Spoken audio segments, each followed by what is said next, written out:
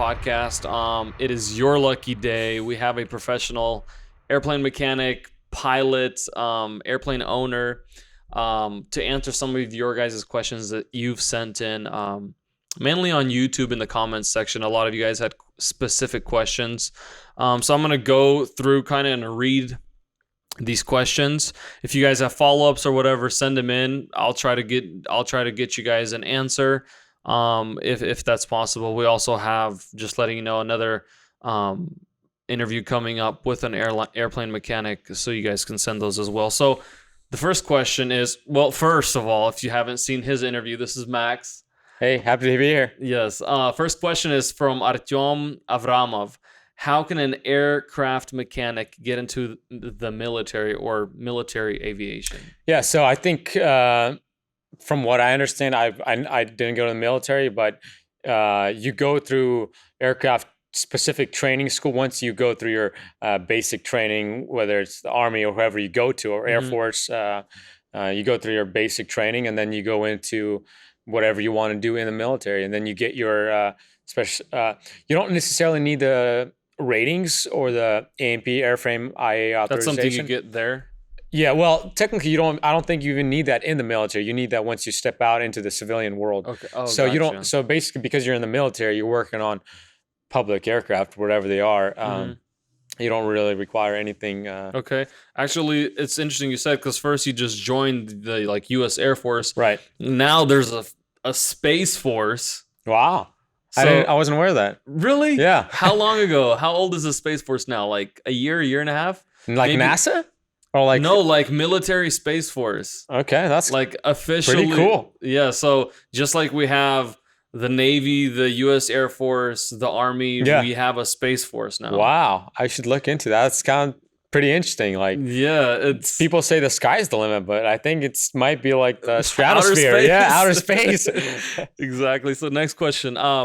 Where to study to become a military aircraft mechanic? So I think in the military would be my answer. I mean, you go through all their schooling for the, because every, I guess, agency or branch of military, they have their own type of airplanes they fly. And so they're going to send you to that specific, and then you kind of get your experience just on that one. When you come out into the civilian world, if you come out, then it's kind of, you get your ratings, and then you kind of have a broader, I guess, industry in a way, because you're not only working on one specific airplane. And I'm guessing it is probably in your interest to get your training in the military, because they pay for all of it. Yeah, exactly. And you don't have to come out of pocket. Yeah.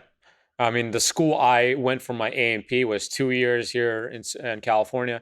I forget what I paid per semester, but it was probably 18 to 2,000 a semester, because it was I think 18 units per semester. So that's it's a full schedule. Yeah, it was Monday through Friday from 4 p.m. till 10 p.m. every single day. So for 2 years, I mean, it was a lot, but that's doable. Crazy. Yeah. Okay, next question. Is it possible to get into military mechanics from civil aviation? Obviously, probably is. Yeah. I mean, I think you'd be more desirable because you have the experience, but I don't think you're always guaranteed to get a mechanic slot in the military. They're probably going to send you, I mean, wherever they kind of need you. But even though you put your interest in, right. Like, so some people don't realize that. Yeah, because we actually did interview Tyler, he flew on the bombers. Okay. And he was the refueling planes. Okay. Yeah. And he was literally the refueler laying down in the back. Yeah. That joined the airplanes in the air, and he did mention that, like, look, you can put in a request, but the military will put you where they need you. Yeah. So that's funny. I actually have a friend who is a boom operator too in real time. He flies for the reserves. He wanted to be a pilot, first officer, captain, and he applied for that slot, and they only had a boomer. Even though he's a pilot, he flies in the civilian world for the airlines, but he's a boom operator when he's in the reserve. So until there's, I guess, a slot and he goes through all the training, he's going to be a boom operator. I guess it's great. I think that experience is invaluable, right? Yeah. Okay. What is the general work schedule for an aircraft technician? Does it look like a pilot's timetable? No, I think it's very much more standardized. It's essentially like an 8 to 5 job or 8 to 4. My experience was from 8 till 4:30, and then depending on the season, there's seasons where airplanes are just coming in because they're not flying, so that everybody wants to get the work done. There's a lot of overtime, especially even like I bring in my airplanes to some of these maintenance facilities, and guys want to use the airplanes. They don't want to be down in maintenance. So if you put it down for 2 weeks, they call 2 days later and ask when the airplane is done. So there's a lot of overtime. I've done a lot of overtime working like 12, 14, 16-hour shifts. Companies have limitations, obviously, because of the safety factor. You go over a certain time, the safety, I guess, decreases, and you're just drained, and you're just not you're there not to focused. do. Yeah, especially depending on what kind of work you're doing. If you're just removing some upholstery from the interior or seats, or deplaning an airplane, it's not that big of a deal. But if you're doing like a hot section inspection on a turboprop or on a Pratt & Whitney, and you're putting in fan blades and doing all these, I'd say be on top of your game and fresh and rested. Fresh, exactly. So. Okay. What is the work schedule for an aircraft assembler? So I'm guessing that's different than a mechanic. Yeah. So I guess an assembler would be somebody that works at a factory in like Boeing or whatever. Yeah, Okay. Boeing in Seattle, or in Wichita, Kansas. There's Textron, there's Beechcraft, there's Cessna. I think they operate 24 hours, if I'm not mistaken. Maybe 2 shifts, 3 shifts, and so depending what shift you get onto, it'd probably be 8 hours, whatever shift. Seniority probably has the best shift. Probably, yeah. That's how it works. Okay, awesome. Let's see what other questions we have here. Okay, hello. This is Muhammad Bilal. Hello, everyone here. I am graduated as a mechanical engineer and want to join the aviation field. With anyone here will share me his experience how I joined aviation field as aircraft maintenance engineer or trainee engineer. Yeah. So in different countries, they use aircraft engineer as aircraft mechanic. Like in Canada, they're called engineers, essentially mechanics. They're not actually like engineers like we have in the States. Okay. How I would go about getting a job, there's a lot of websites that offer opportunities, but if you want to stay local within, go to your airport, there's always going to be some sort of shop, some sort of facility, flight school. Just essentially bring in your resume and ask them to start from the bottom. And if you have no experience, that's how I did. I went to my local airport. I asked them if I could clean their airplanes. At 16 years old. And they're like, sure. And so they gave me a job, even though they didn't have a posting or anything. And I grew with that company. I left as a lead mechanic there, and when I left, it's kind of off topic, but I was making millions of dollars for them. And I came in as an $8, employee. Dude, that's crazy. I mean, that's a beautiful story. Yeah. So somebody just says, I'm 22 and I make $44.17 an hour. Military contracting is the way to go. There's nothing better than hearing the hum of a F-18 turning, the sound of them bald eagles roaring at full afterburner. Yeah.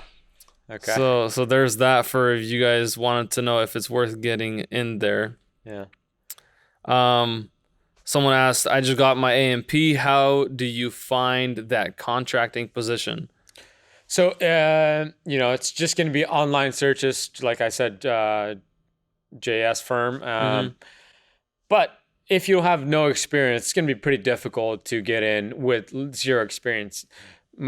Companies require at least 2 to 4 years experience on that specific type of airplane. Okay. So again, if you're going to go work on an F-18, you're not going to get civilian experience on F-18 because there is none. Yeah. But something similar. So if it's a F-18, then it's probably going to be some jet aircraft that you're going to work in civilian before you apply for that. And so obviously maybe just relatable a little bit. Yeah, exactly. The more experience you have, the higher you are on their pool. Okay. And then somebody also said in reply, I'm contracting out of California. Airlines pay pretty good to start out, but nothing compared to military contracting. There's always a contract here in Lemoore Naval Air Station. If you stick to a platform and bust your ass and pay attention, you'll always have work.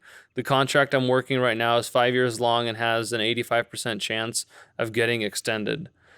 So what exactly are they talking about here? So Lemoore is essentially an air base down south towards like Bakersfield area. Okay. And so I don't know exactly what he's, I guess, airframe he's on, but essentially he's saying if you stick to one airframe, like let's say So the just King Air, become a pro on one thing. and then because the industry is so small, like you hear guys from the West Coast, you hear names that these guys, this is who you want to hire, this is who you want to stick with, and so like it's not, I don't want to put any other industry down, but like let's just say medical field. I mean, there's so many hospitals. It's like unless you're like a big doctor or your name is like some crazy surgeon or something. As a mechanic, because there's not a lot of airplanes, compared to like car mechanics. I mean, a lot of people like just know companies, know people, managers, and so if you do bust your ass and work your way up and stay consistent,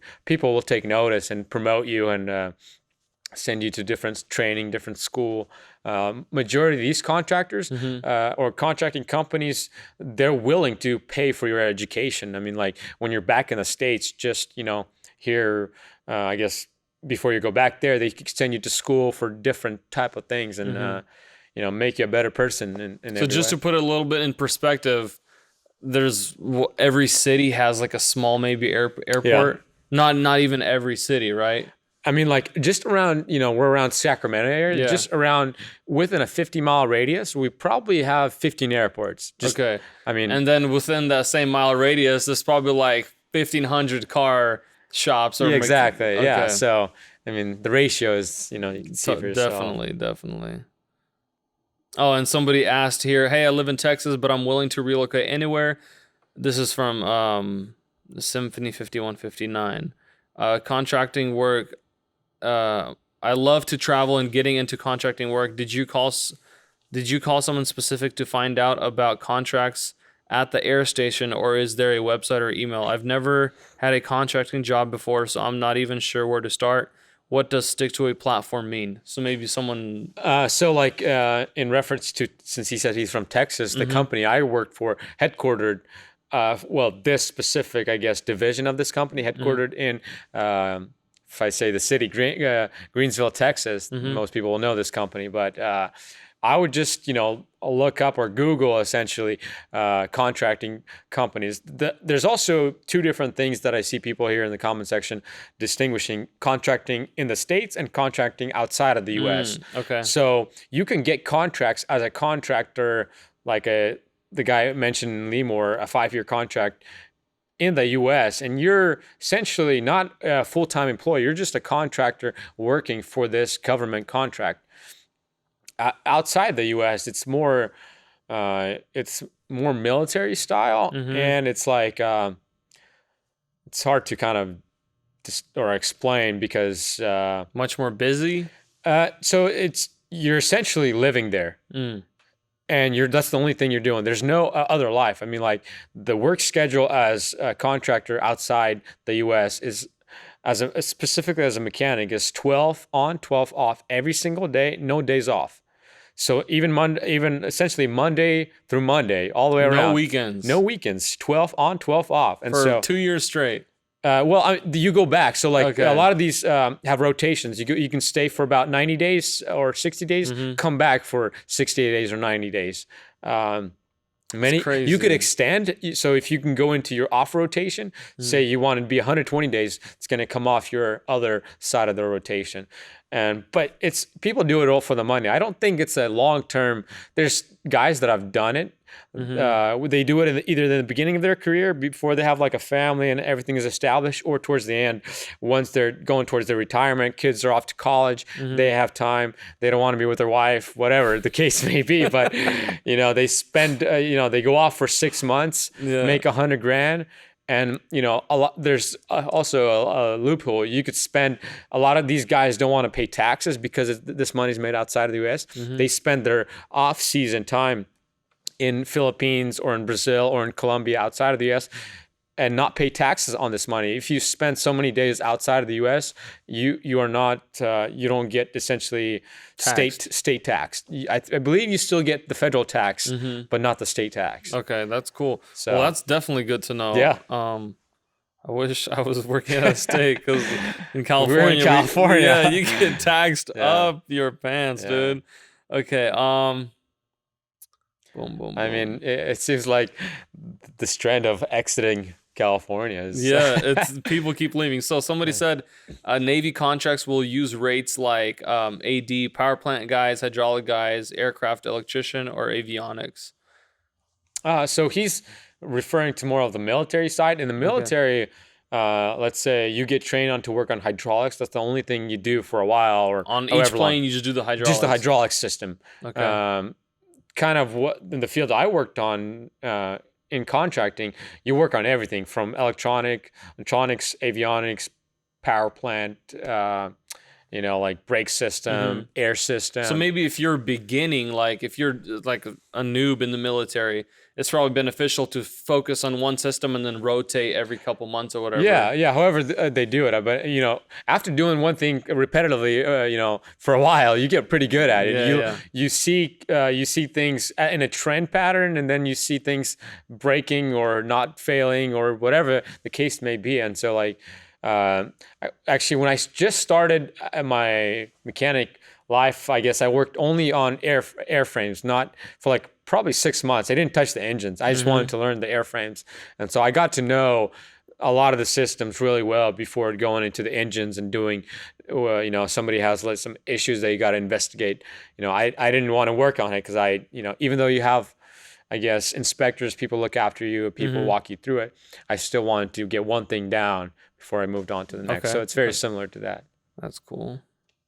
Okay, I think there's some Hebrew or Arabic that I cannot read, so I apologize for that. But I think that's it for the questions. Okay, beautiful. Max, thank you so much for your time. Honestly, for I know you're a busy man. This was actually a long time in the making. Yeah, probably half a year, I'd say. Yeah, but I'm glad to make the time. Yes, sir. Flying around the country and all that stuff. So again, thank you so much, and I hope we see you around. Yeah, I hope so too. I hope you're my next client or one of the future clients. Hey, clients, we would love to have the How Can I Podcast airplane one day. If we will be shopping for one, I'll definitely let you know. I appreciate it. And if you just want to go fly, we could make that happen. Like one of these airplanes that we see here. Yeah. If you wanted to do that, we can make a special day, I guess, for you in an airplane. We can. I have to take you up on the offer. All right, let's do it. We'd love to film something, make a video together. That'd be awesome. Yeah, we could do one of these mini podcasts in the air through headsets. You can talk about certain things. Yeah, and maybe. we could do some,